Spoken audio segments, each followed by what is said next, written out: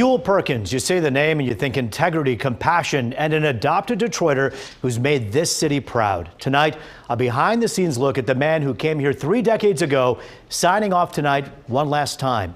One thing is for sure, he will never be forgotten. And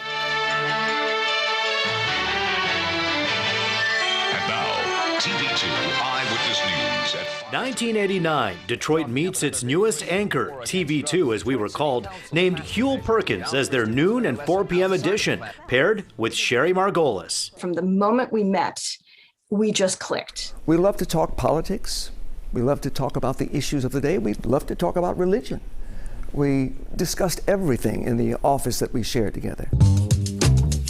Huel became a friend of the city quickly, a Detroit favorite, but his story started down south. A native son of Louisiana, the man who ultimately brought Huel to Detroit is Steve Antonetti.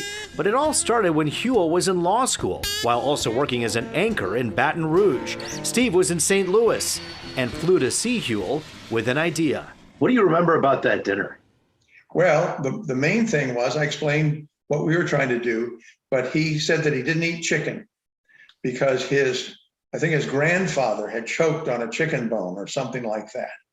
And so when we were ordering, it's strange, but that's the one thing I remember from the dinner, other than having a good discussion with him about possibly coming to St. Louis. And literally wrote a figure on a napkin, which was more money than I'd ever seen in my life, and pushed it my way. And I said,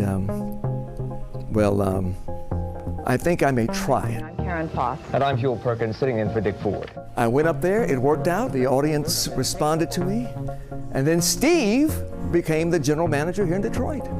He knew when my contract was up, and what did he do? He said, Huel, it's time to move again. He never made it all about him, ever. He made it a point to turn that bright spotlight away from him and onto the world he saw. From Nelson Mandela to Rosa Parks, Perkins has interviewed countless high-profile leaders, but it's his connection to everyday Detroiters that cemented his legacy in our city. And he would just go in and not try to do what he thought others would do. He just tried to do Huel.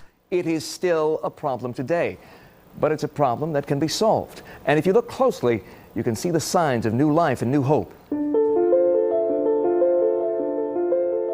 Huel's wife, Priscilla, says humility and authenticity are 2 qualities that people don't just see, but feel when they watch him. But in terms of what space there is between who you see on TV and who you see at home, there's little. What you see with him is what you get. And that's the integrity part of it. I have been with Huel 40 years. Almost as long as he's been a newscaster.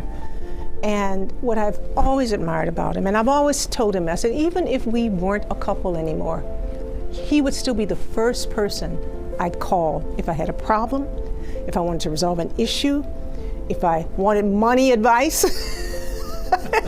You know Huel and money. Because he's just that kind of guy. Good evening, I'm Huel Perkins. And I'm Monica Gale. Then he met his co-host in 1997. It was his pairing with Monica Gale that began a new chapter of television in Detroit, a pair that would be together for 25 years. Monica Gale and I gelled immediately. Even though we come from different places, I'm from Louisiana, she's from the state of Washington. She has had network experience. Most of my experience has been in local news, but as soon as we sat together on that anchor desk, a team was born. It was immediate, it was, I would say, internal. It was something that was miraculous. You've seen the campaign ads and the finger pointing. The big issues. It was very easy. It's always been really easy, and I think there is something really special about that it wasn't work to sit on the set together. We could anticipate each other's moves, and we've always had each other's backs. It just has been a very easy on-air relationship and a beautiful friendship. A friendship that soared, along with ratings. Viewers made Fox 2 News appointment TV. Years later, Thursday night, Huel brought the heat and the heaviest hitting topics. to let it rip. Sam, I don't know whether you're crazy or arrogant or both, but we thank you for being here live with us. Well, it takes one to know one, whatever I am. Well, let me tell you this. Let's get right to business. Calling Otis Mathis, who is 55 years old, a young man who maybe didn't know better. I mean, how can you possibly just... You and I... From racial unrest... The police now advancing on the protesters. Jessica, take it away.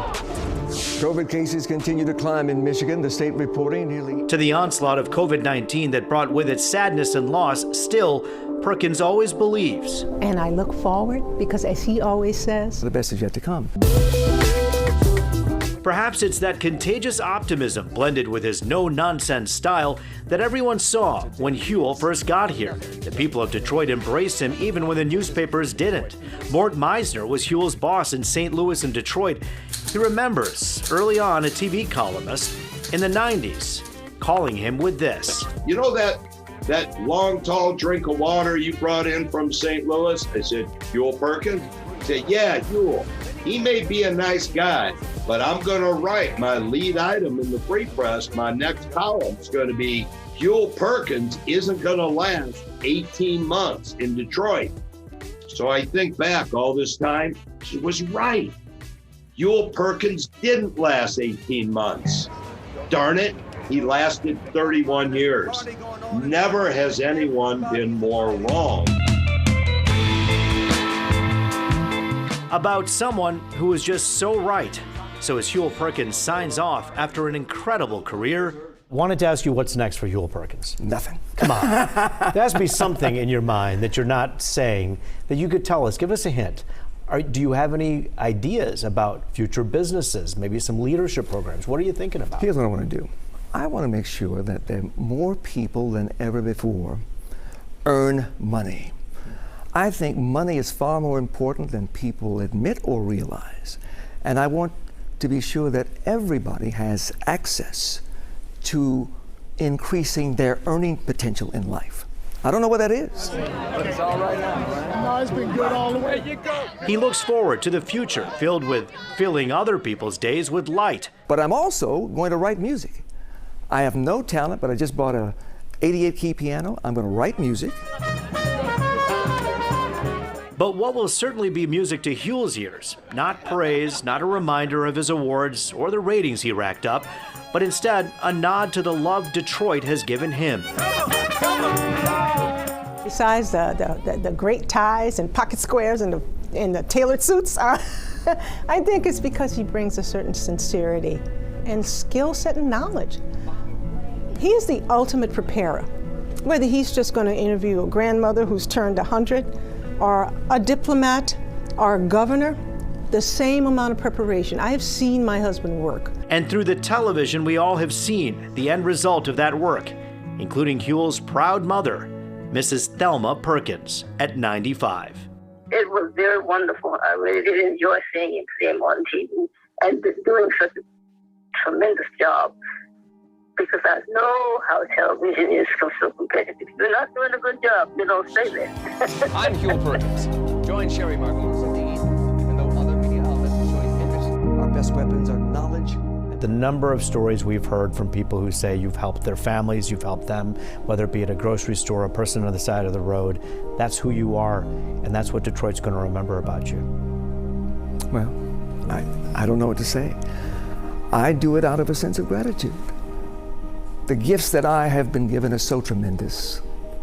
I must share them with the world when I can. And that's what I try to do.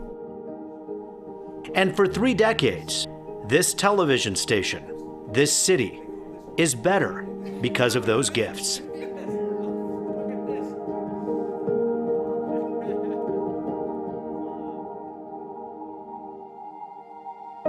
This is not a wait, people. Come on.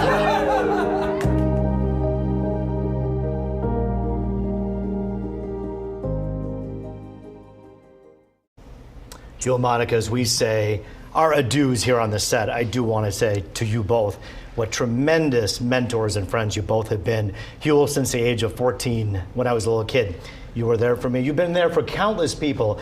You still were able to, like Monica, save a little bit of yourself for the people that matter the most, your family.